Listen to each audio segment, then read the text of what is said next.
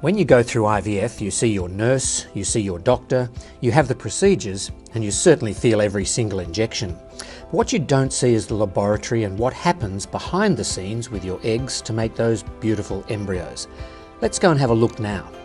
It all starts in the operating theatre where the eggs are collected. The key thing in the theatre is to make sure we always have the eggs in the right condition from the very moment they are obtained by the doctor. It's critical that the temperature and gas exposure of the eggs is precise all the way through the process. So we use an incubator in the theatre right next to the patient. As you can see here, our scientist is working in a closed environment to protect the health of the eggs from the moment they are collected. The identity of each patient's eggs are digitally tracked from the moment they're collected all the way through the laboratory. When eggs are collected, they go into a tube which has a digital chip attached. This connects with our electronic witnessing system, which then monitors the identity of the eggs, the sperm, and the resulting embryos all the way through the process. Our embryologist has to log into the digital system before every procedure. Everything that enters into the scientist's workstation has to match the ID details that have been entered into the digital system. If it doesn't match, an alarm will go off. As the embryologist prepares the dish of culture media, she is ready to start receiving the fresh eggs from the nurse. The search for eggs has begun, and the embryologist is going through the fluid, hunting very carefully under the microscope for the first egg. As she's examining the fluid, the embryologist counts aloud to let the clinician and the nursing team know how many eggs have been collected. The embryologist labels the tube with the number of eggs collected, and they were put in an incubator to be kept warm. The temperature is set to 37 degrees, and the eggs are placed in a secure container to be transported to the laboratory. Here we are at the embryology laboratory, and you can see the eggs arriving from the day surgery. This particular laboratory is a clean air laboratory to protect the atmosphere of the lab, so the eggs go through an airlock. As the door on the outside of the lab closes, the embryologist in the lab will open the door and retrieve the eggs straight away, always keeping them in a heated block to stay warm. Just like the incubator in the operating theatre, the workstations in the laboratory have a carefully controlled environment to protect the health of the eggs. The first thing the embryologist will do is confirm the number of eggs to ensure they are all accounted for. Now we need to fertilise the eggs with sperm, but first we have to prepare the sperm sample. What we need to do is make sure we are using the very best sperm, so there are a series of preparation steps that need to be done. The first one is to liquefy the sperm by rolling it around on these tubes as soon as the sperm enters the lab. We then use a special solution that will separate the fast sperm from the slow sperm, called a density gradient, and it's put in a centrifuge. When the sperm comes out of the centrifuge, there are layers. All the debris is at the top, the slow sperm is halfway up, and the fast sperm all go to the bottom of the tube. After the separation process, the sperm is washed and put back in the centrifuge, and then sits in room temperature to rest the sperm for 30 minutes before the insemination of the eggs.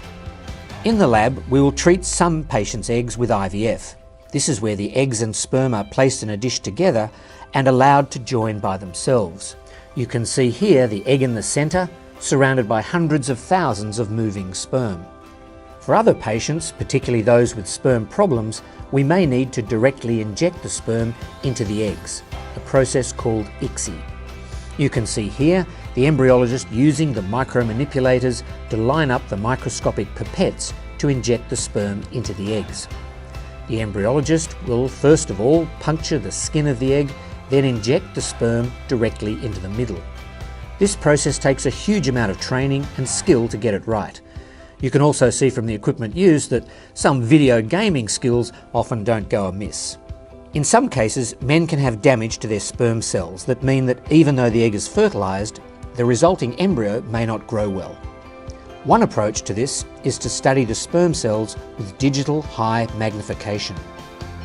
This technique uses digital technology to magnify the image of the sperm to 7,500 times to see the ultrastructure of the head of the sperm. This allows us to identify the sperm with the healthiest ultrastructure. In a sperm cell, the genetic material, the DNA, is all situated in the head of the sperm. And that's how the study of the ultrastructure allows us to identify the healthiest sperm for injection into the egg. What we do next with eggs depends on which procedure we've used to fertilise the eggs. If we are fertilising the eggs with IVF, we will keep them in small individual incubators overnight to allow them to fertilise first, and it's only the next day that they go into our most advanced incubator, the Embryo Scope. This gives the embryo time to develop to the point where the Embryo Scope can accurately monitor it. If we're doing ICSI, we have already stripped the coat off the eggs so they can go into the Embryo Scope as soon as we have finished the process of injecting the sperm into the egg. The Embryo Scope is at the heart of our laboratories. When an embryo is developing, it's moving, it's dynamic all the time. With this technology, we can monitor the growth of an embryo every step of the way because the Embryo Scope takes a photo every 10 minutes. In this machine, we can see the live images of every embryo and relate it to the exact number of hours since insemination. We can also see very clearly that one patient's embryos may grow at different speeds and with varied success. We can watch the evolution of the embryos as the egg fertilises and the two, male and female, pronuclei appear, then disappear, and the cells now start to divide. Firstly into 4 cells, then 8 cells, then hundreds of cells. And of course, if a baby is born, eventually trillions of cells. The key to all of this is that for these 5 days, the embryos are staying in the incubator. We can study them clearly without the need to touch or handle them. The challenge is that we have all this beautiful information of every embryo developing. But how do we turn that information into a form that we can use to help our patients? What we have developed in partnership with Harrison AI is a highly sophisticated artificial intelligence deep learning system called Ivy, which studies all of these images. It does this objectively and independently, looks at each image from the Embryo Scope to calculate a prediction of which embryo is most likely to turn into a baby and which one isn't. Looking at these images, some of them have the potential for life and unfortunately some of them don't. The key for us is to know which one is the best one to transfer back to the patient. Before we had Ivy, the embryologists selected embryos by eye, and they did a good job of it. But whilst it's obvious to see a poorly developed embryo, it's not so obvious to see the differences between 2 well-developed embryos. What Ivy will do is analyse all the images over the whole 5 days of growth to give us a much more precise guide. More precise than anything we have seen before, as to the likelihood as to which embryo is likely to implant. By using Ivy artificial intelligence, we can select the embryo that will give our patients a chance to get pregnant more quickly. In some cases, such as for instance where the couple are at higher risk of having a whole chromosome variation in their embryo, or where either partner is carrying a single gene variation that could affect the health of their child, it can be useful to study the genetic makeup of the embryo. To do this, once the embryo has reached the blastocyst stage on day 5, a few cells are extracted from the outside of the embryo. These cells are then sent to the genetic laboratory for analysis, and the embryos are all frozen. Once the genetic test results come back, we will know which of the embryos is affected by the genetic problem and can then decide which embryo is safe to transfer. We will transfer the best embryo. But first, what do we do with the other good embryos? We freeze them, so that if either their first transfer is unsuccessful or they want to have another child in the future, the couple can use them to conceive without having to go through a whole fresh IVF cycle. Nowadays, 1% of all Australians born today have come out of a freezer before they were born. To freeze an embryo, we have to use specialised solutions to ensure the embryo is frozen safely and in a healthy way. We use a very rapid freezing process that sucks all the fluid out of the embryo, called vitrification. This has been the norm in most IVF laboratories for the last 10 years or so. The first step of vitrification is to put the embryo through a series of equilibration solutions where it sits for 10 to 15 minutes. After it's equilibrated, it goes into the actual vitrification solution where it sits for 30 seconds. From there it goes into liquid nitrogen. It's very important the freeze is done quickly and that the solutions used are as gentle to the embryo as possible. Prior to freezing the embryo, the embryologist will prepare the liquid nitrogen. You can see here there is a cane, which is the structure that holds the straw with the embryo in it.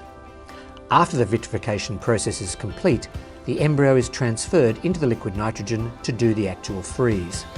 The straw is closed and placed into the cane. The cane is taken through into the storage room. Here in the tank room, we store all our human embryos. In this room alone, there are more than 2,000 embryos sitting within these tanks. What the embryologist is about to do is put the cane that holds the straw with the embryo into the storage tank. The liquid nitrogen tanks are at minus 196 degrees, and that's almost as cold as it's possible to get. At that temperature, cells, eggs, sperm and embryos can survive almost forever. When the time comes that a patient wants to use their frozen embryos, our scientists will warm the frozen embryo.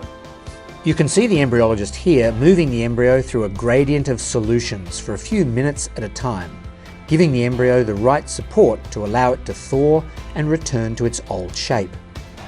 Once the thaw is complete, the embryo is ready to transfer back to the patient. Now we're ready to transfer the best embryo. Here you can see the embryologist loading the embryo up into the catheter, ready for replacement into the uterus. Once the doctor has prepared the patient, the embryo will be transferred into the uterus under ultrasound guidance. Now, after all that work, our patient faces her anxious 2-week wait for the outcome of a pregnancy test. So there you have it, a snapshot of what happens every day in our laboratories. The combination of expertise and skills of our embryologists, honed over many years of training and practice, with the very latest advances in digital technology. This allows us to keep your embryos safe and secure all the way through their journey, as well as giving you the best chance of success.